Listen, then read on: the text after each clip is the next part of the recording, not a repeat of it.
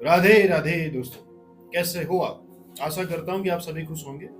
उस परमात्मा से यही प्रार्थना करूंगा आप हमेशा खुश रहे, मस्त रहे और मगन रहे। दोस्तों, आज एक सच्ची घटना के बारे में अपन चर्चा करेंगे। वैसे तो आज बहुत खुशी का दिन है मेरे लिए भी, और जिस सच्ची घटना के बारे में मैं बात कर रहा हूँ उस बच्चे के लिए भी। एक बच्चा है, वो आज मेरे पास आया, ऑफिस में ही आया और एक मिठाई का डब्बा लेके आया। बोला कि भैया ये मिठाई आप। मैंने पूछा क्या हुआ? बोले कि आज मैं खुश हूँ। बोले क्यों खुश है तू? तो उसने अपनी खुशी जाहिर की। इस खुशी के बारे में अपन बाद में चर्चा करेंगे। पहले अपन चर्चा करते हैं कि उस बच्चे ने वो मिठाई क्यों लाई और उसके पीछे का कारण क्या। ये बात है लगभग 1 साल पहले की। मेरे ही किसी परिचित का वो बच्चा है, उससे बातचीत हो रही थी मेरी, अपन किसी फंक्शन में मिले थे तो बातचीत हो रही थी। तो मैंने उससे पूछा कि बेटा तू कौन सी क्लास में पढ़ता है? तो वो बोला कि मैं 12th में हूँ। तो उसका एग्जाम भी नजदीक आने ही वाला था। ये लगभग इसी ही समय की जनवरी दिसंबर तक की ही बात है। तो बोले एग्जाम भी पास आने वाला है और मैं मेरी पढ़ाई को निरंतर कर रहा हूँ। मैंने उससे आगे से पूछा कि जो तू कर रहा है खुशी से कर रहा है या फिर जोर जबरदस्ती से कर रहा है? वो फिर इतना सुनते ही वो भड़क गया। भड़क गया मतलब उसका चेहरा उदास हो गया और फिर वो बोलने लगा कि काहे की पढ़ाई, मेरा तो मन ही नहीं लगता, होता ही नहीं है मेरे से। मैं लेना चाहता था आर्ट्स, घर वालों ने दिला दी साइंस, अब मैं पढ़ू क्या? घर वाले भी मेरे को टॉर्चर करते हैं। टॉर्चर दैट मीन ऐसे नहीं कि वो उसको मारते ही पीटते, वो टॉर्चर नहीं। टॉर्चर मतलब बातों से टॉर्चर, कि तू पढ़ता नहीं है, तू लिखता नहीं है, तेरे वो दोस्त थे उसके इतने मार्क्स आ गए, जो एग्जाम होते हैं उसमें, जो टेस्ट वगैरह होते हैं उसमें उसको कोचिंग भी लगा रखा है कि तू साइंस को अच्छे से पढ़ेगा तो हमारा जो सपना है कि तू डॉक्टर बनेगा। तो वो डॉक्टर बनने के लिए उसको कोचिंग भी लगवाई, वहां पे भी उसके पैसे लग रहे। बढ़िया स्कूल में उसको पढ़ा रहे, वहां पे भी उसके पैसे लग रहे। घर वाले भी उसको बोलते थे और उन्हीं के दोस्तों मतलब जिनको देख के, घर वालों ने जिनको देख के उसको साइंस दिलवाई थी, उनसे उस बच्चे को कंपेयर कर रहे थे। जबकि बच्चे का इंटरेस्ट किस में था? आर्ट्स में। ले लिया क्या? साइंस। मैंने उस बच्चे से बोला तेरे पिताजी से मम्मी से मेरी बात करवा।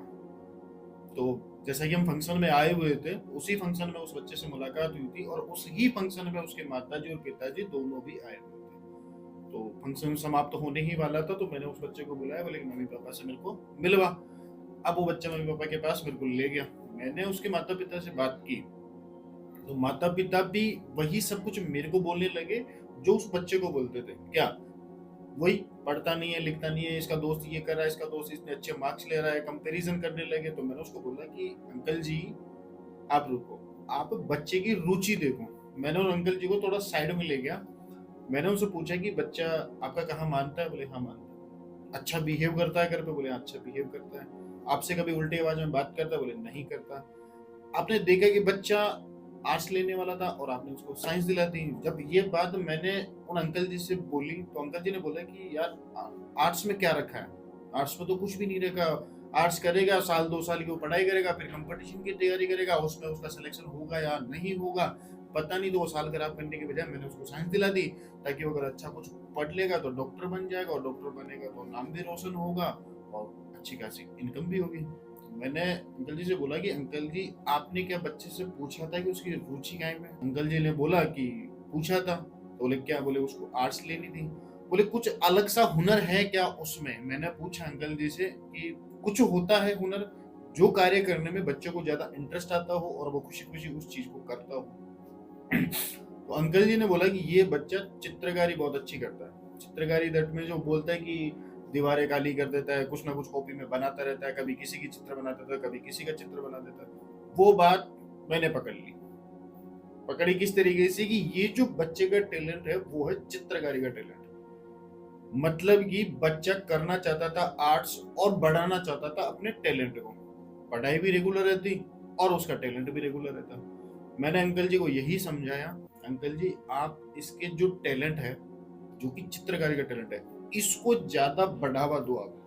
आप जो करवाना चाहते हो वो ये नहीं कर पाएगा, ये वही करेगा जो इसको अच्छा लगेगा और ये उस चीज को बहुत अच्छा कर सकता है। बस कुछ और मेहनत की इसको आवश्यकता होगी।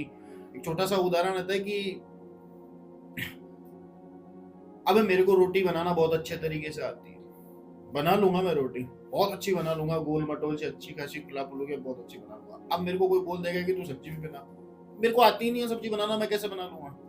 और जबरदस्ती अगर मेरे को प्रेशराइज करके मेरे को सब्जी बनाने के लिए बोला जाएगा, तो या तो उसमें नमक तेज हो जाएगा, या मिर्ची तेज हो जाएगी, या फिर तेल भी कच्चा रह जाएगा, और वो स्वाद विहीन हो जाएगी, स्वाद ही नहीं रहेगा। उसी ही प्रकार बच्चे को चाहिए थी उसकी चित्रकारी के टैलेंट को आगे बढ़ाना और अपनी पढ़ाई को आर्ट्स के जरिए आगे बढ़ाना, लेकिन घर वालों ने प्रेशराइज करके आसपास के लोगों को देख के उसको साइंस दिलवा दी। वहीं पे मेरी बातचीत हो रही थी, मेरे एक जानकार थे, मिलनसार ही थे, जो कि इन्हीं चीजों का वो काम करते थे, चित्रकारी भी करते थे और अलग अलग जगहों पे एग्जीबिशन वगैरह भी वो करते थे। मतलब कि उनकी जो चित्रकारी होती थी वो उनकी चित्रकारी को एग्जीबिशन में लगाते थे। तो मैंने उनसे बात की, मैंने उनके नंबर उनके पिताजी को दिए, पिताजी को नंबर, पिताजी ने जो चित्रकारी बच्चे ने की हुई थी वो चित्रकारी की फोटोज उनको शेयर कर दी। वो फोटोज वहां पे शेयर करवा दी, तो उन्होंने उनकी तारीफ भी की। अब तारीफ की तो अच्छा लगा, पिताजी को भी अच्छा लगा कि मेरे बेटे की जो कलाकारी थी उस कलाकारी की तारीफ हो रही हो, तो मैं इस ही चीज को आगे बढ़ाऊंगा, ऐसा पिताजी का सोचना हो गया। और उन्होंने डेफिनेट सोच लिया कि बच्चे को यही करवाना है। तो जो 12th में पढ़ रहा था, अब 12th को वो पास करना था क्योंकि एग्जाम नजदीक आ रहा था, तो मैंने उनको बोला कि इसको 12th तो कर लेने दो, जो कि इसके 2-3 महीने बाकी है, और ये अच्छी मेहनत करेगा और इसमें भी ये पास होगा। 12th के बाद आप इसका सब्जेक्ट चेंज करवा देना, जो कि आर्ट्स में चित्रकारी का भी एक सब्जेक्ट होता है, वो आप इसको दिला देना, और ये अपना वही टैलेंट वहीं पे दिखाएगा जहां पे इसके टैलेंट की वैल्यू होगी, और जहां पे ये खुश भी रहेगा और अपने काम को बहुत अच्छे तरीके से भी वो कर पाएगा। जैसे ही उस बच्चे ने 12th पास आउट की, जो कि साइंस थी, अच्छे खासे नंबर आए थे, फर्स्ट डिवीजन से वो पास हुआ था, लगभग 63 या 64 उसकी परसेंटेज बनी थी। उसके बाद में उसने सब्जेक्ट चेंज कर लिया, और जिनके पास वो फोटो शेयर करवाई थी वहां पे वो बच्चा जाने लगा और अपनी चित्रकारी को आगे बढ़ाने लगा। धीरे धीरे धीरे समय व्यतीत होता गया, मेरी उससे मुलाकात हुई नहीं, मेरी उससे मुलाकात आज ही हुई। तो उस बच्चे ने बताया कि मैं अपने टैलेंट को आगे किस तरीके से बढ़ाया, और अनेकों जगह पर इस टैलेंट को लेके, अपनी चित्रकारी को लेके अनेकों जगह पर उसने एग्जीबिशन में अपना हिस्सा भी लिया, भागीदारी भी ली, और अपनी चित्रकारी को लोगों के सामने प्रदर्शित भी किया, और काफी सारे लोगों ने उस चीज को पसंद भी किया और उसको खरीदा भी।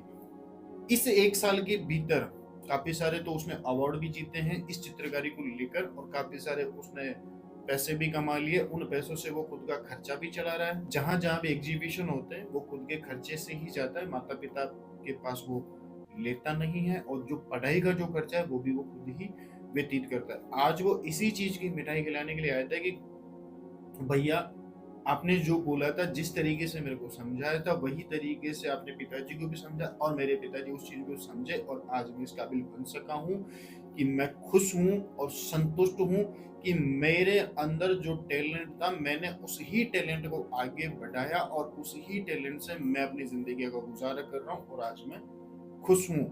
मुझे इन चीजों से कोई मतलब नहीं है कि कोई साइंस लेके डॉक्टर बन रहा है, कोई आईटीआई करके नौकरी लग रहा है, कोई क्या कर रहा है, कोई क्या कर रहा है। मैं अपने टैलेंट से खुश हूँ और संतुष्ट हूँ। इसी प्रकार आज के जो मनुष्य लोग हैं, जो नौजवान साथी हैं, वो ये नहीं जान पाते कि अपना टैलेंट क्या है।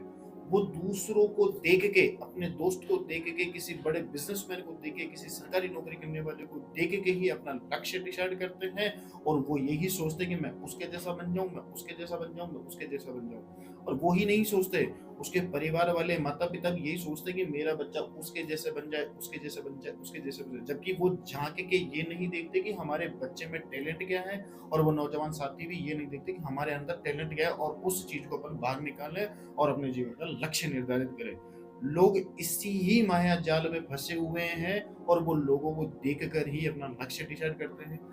भगवान ने अगर आपको भेजा है तो आप में कुछ न कुछ डाल के भेजा है, कुछ न कुछ डाल के, मतलब कि कोई ना कोई टैलेंट आपके अंदर डाल के भेजा है। आप अपने अंदर ये खोजो कि आप सबसे अच्छा क्या कर सकते हो। किसी को खाना बनाना बहुत अच्छे तरीके से आता है, किसी को गाना बजाना बहुत अच्छे तरीके से आता है, किसी को गीत गाना बहुत अच्छे तरीके से आता है, किसी को क्रिकेट खेलना बहुत अच्छे तरीके से आता है, किसी को फुटबॉल खेलना अच्छे तरीके।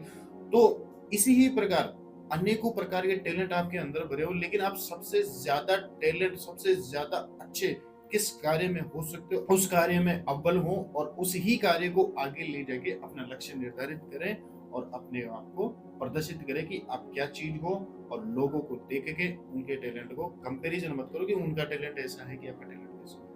आप अपने टैलेंट को पहचान के आगे बढ़ो और जिंदगी में इतने सफल हो जाओ कि पीछे मुड़ के देखने की आपको जरूरत ही ना रहे।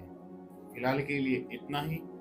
और एक छोटी सी लाइन, अगर आप ऐसी किसी समस्या से परेशान है या फिर आप अपने टैलेंट के बारे में किसी से शेयर नहीं कर सकते, आप अपने माता पिता से शेयर नहीं कर सकते, किसी से शेयर नहीं कर सकते, तो जो स्क्रीन पे दिए गए नंबर हैं इन नंबरों पर कॉल करें। मैं खुद आपसे बात करूंगा और कोशिश करूंगा आपको भी समझा सकूं, और यही कोशिश करूंगा कि आपके माता पिता को भी मैं उस चीज के बारे में समझा सकूं कि आप कहना क्या चाह रहे हैं और आपके अंदर की अनुभूति क्या है और आप क्या करना चाह रहे हैं। दोस्तों, राधे राधे।